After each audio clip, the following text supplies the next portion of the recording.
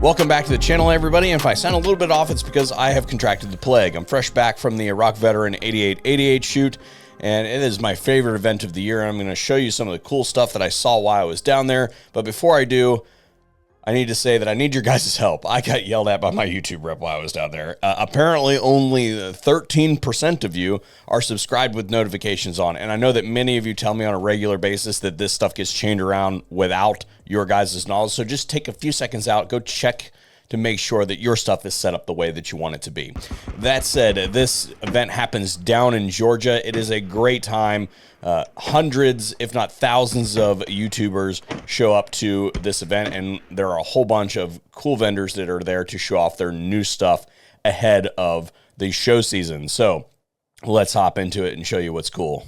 I spent a little time on the SAR USA semi-autos. I did a video on one of their revolvers earlier this year, and I liked it quite a bit, so I, of course, have to look into what they've got going on with their semi-autos. I'm really interested in their full metal frame handguns. They seem really well made, and they shoot ropes. But the SAR 9 cannot be ignored as a competitor in the Poly Wonder space. So I'm probably going to have to look into some of those too, especially because it comes in all the sizes. I talked to you guys about this one at SHOT Show, but HM Defense brought their new 50. While I got to fingerprint that in January, I actually got to shoot it this time around. And let me say that I'm very impressed with how smooth the action was. Sometimes 50s tend to get sticky on the unlock, but this one is shaping up to be a solid competitor in the sub 5-figure 50 market.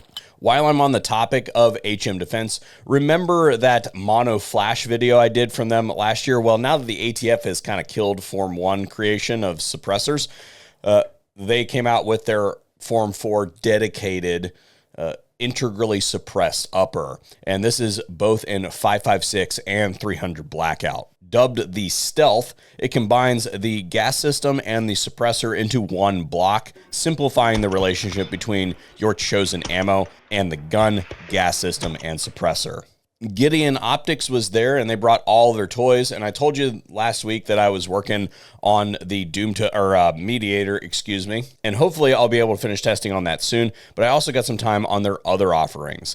I'm going to go ahead and tell you right off the bat that you should be looking out for a video on the Omega. My first impression of the green variant from the range was really positive. CMMG brought the new Descent and 7.62x39. Now, I've been waiting for this one for quite some time, but it combines all of the things that you expect from the Mark 47 ground that they covered and combines it with the short recoil system of the Descent.